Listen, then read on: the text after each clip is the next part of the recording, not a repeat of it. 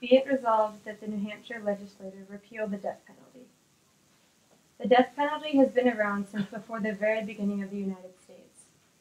In fact, the first execution to take place on the territory that is now the USA took place in 1608, when Captain George Kendall was accused of sowing discord and mutiny, and was then shot down by the firing squad. A fire squad is one of the only means of execution they use in the death penalty. In this particular situation, the inmate is bound to a chair with a black hood over their head. 20 feet away, there are 5 shooters with 30 caliber rifles.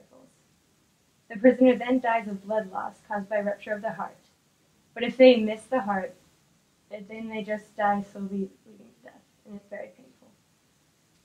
There are 4 other means of execution. The next is hanging. In order for the death to be quick and swift, they need very specific measurements of the rope and the prisoner's height and weight. If there is a simple mistake, the prisoner could be decapitated or could cause asphyxiation, in which case it would take up to 45 minutes for the prisoner to actually die. Probably the least gruesome out of all 5 is lethal injection. The inmate is strapped to a gurney. The first solution they inject to the prisoner is a saline solution. That has no effect, but then they add sodium thiopental that puts them to sleep. The next paralyzes them, and finally, they stop the inmate's heart with potassium chloride. The problem with lethal injections is that the majority of the time, they use inexperienced technicians to perform them. This leaves too much room for error and a possible mistake.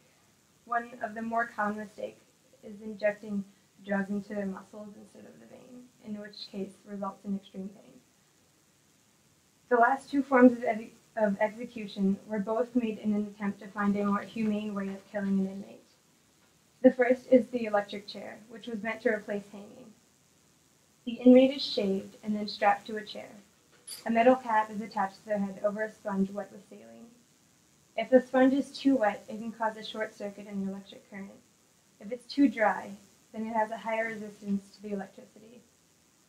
The prisoner is then blindfolded and electrocuted with a jolt between 500 and 2,000 volts that last 30 seconds each.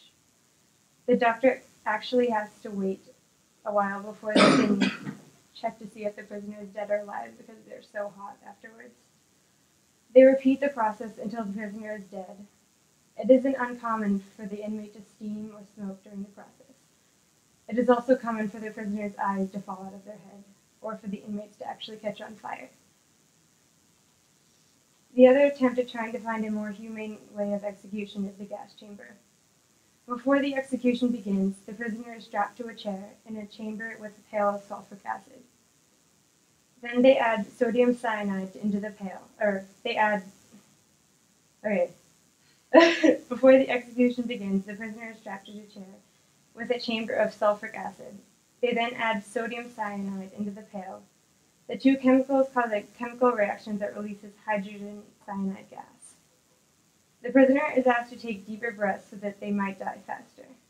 But if the prisoner tries to hold their breath or tries to resist, then it results in extreme pain because they don't lose consciousness.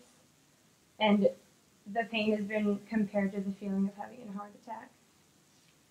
The current qualifications for the death penalty include murder in the course of rape, kidnapping, or drug crimes, killing a police officer, judge, or prosecutor, and murder for hire, and finally, murder by an inmate while serving a sentence of life without parole.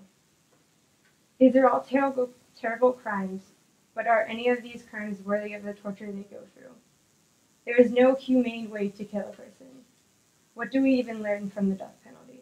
All I can think is that we're killing people for killing people to show that killing is wrong. It's contradicting the point they're trying to prove in the first place. It doesn't even show that killing is wrong. It shows that a person can be deserving of a punishment as cruel as the death penalty. Not only is it inefficient, but it is just as cruel, if not more cruel, as the crime the prisoner committed in the first place, to be deserving of the death penalty. A punishment that has been around since the 1600s is even more proof that our society has made little to no progress in regards to what is cruel and unusual. In the end, the victim is still dead. Killing the murderer doesn't bring that person back. It just makes two dead people. An eye for an eye would make the whole world blind. Mahatma Gandhi. In the case of revenge, no one wins.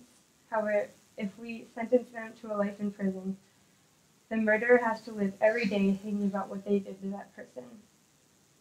Even if they weren't conflicted about it, they would still have to live the remainder of their life in prison, living with the consequences of their actions. After this, Sedona is going to talk more about how the death penalty is unconstitutional and a waste of money. My colleagues and I believe that the death penalty should not be legal in New Hampshire because of how inefficient the methods are. In 400 years, the death penalty has made zero progress in becoming more humane. And because of that, there are thousands of people that have been put to death in front of a room full of witnesses, including family members and friends, in some of the most gruesome ways imaginable. Why should we allow this horrific tragedy to continue to take place in our state?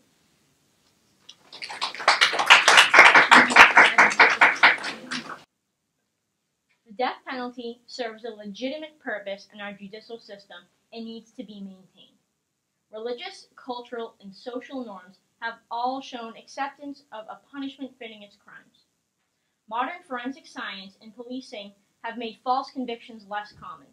Keeping a felon locked up in solitary confinement only hinders society. In the state of New Hampshire, the death penalty is a valid punishment and must be kept. The punishment should fit the crime. Taking the life of another person should be met with the most severe of punishments.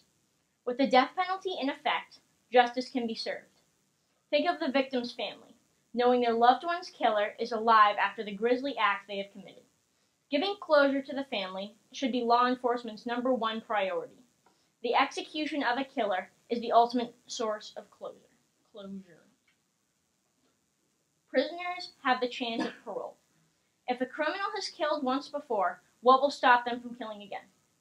Many criminals have very unpredictable behavior that would without a doubt make extremely poor decisions that could potentially put many lives at risk. The punishment of death prevents this risk from ever happening, providing safety and relief to innocent citizens. Murdering another person is something that should never be taken lightly. Some people, however, do not value the life of a fellow human being. To these people, the death penalty may serve as a discouragement to murder others. Knowing they face execution deters them from killing someone. Common sense, lately bolstered by statistics, tells us that the death penalty will deter murder. People fear nothing more than death. Therefore, nothing will deter a criminal more than the fear of death. Life in prison is less feared. Murderers clearly prefer it to execution. Otherwise, they would not try to be sentenced to life in prison instead of death. Therefore, a life sentence must be less deterrent than the death sentence. We must execute murderers as long as it is merely possible that their execution protects citizens from future murders. End quote. Ernest Vandenhout. The death penalty provides a swift adjudication of justice. Criminals in prison put a burden on society due to their lifetime incarceration. These people have absolutely no right to contribute to society due to their heinous crimes. This cripples society's obligations to benefit the majority.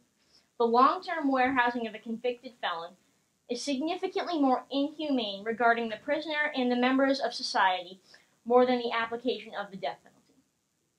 Many death penalty opposers argue that a person on death row could be or has been proven innocent.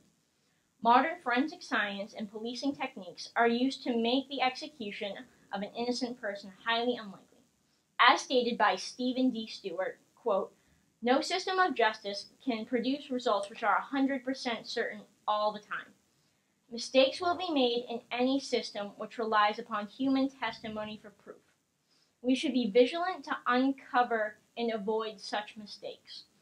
Our system of justice rightfully demands a higher standard for death penalty cases. However, the risk of making a mistake with the extraordinary due process applied in death penalty cases is very small, and there is no credible evidence to show that any innocent persons have been executed at least since the death penalty was reactivated in 1976. The inevitability of a mistake should not serve as grounds to eliminate the death penalty any more than the risk of having a fatal car wreck should make automobiles illegal." End quote.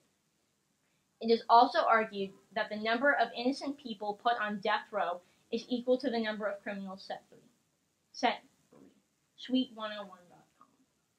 Taking the life of another person is a crime that can only be met with the most severe punishment one can offer. The death penalty ensures closure to the victim's family, deters potential murderers away from killing others, and ensures perfect timing. And ensures a murderer will never be put back on the street. The safety of the people should be the first priority of the state. Keeping the death penalty in effect does just that.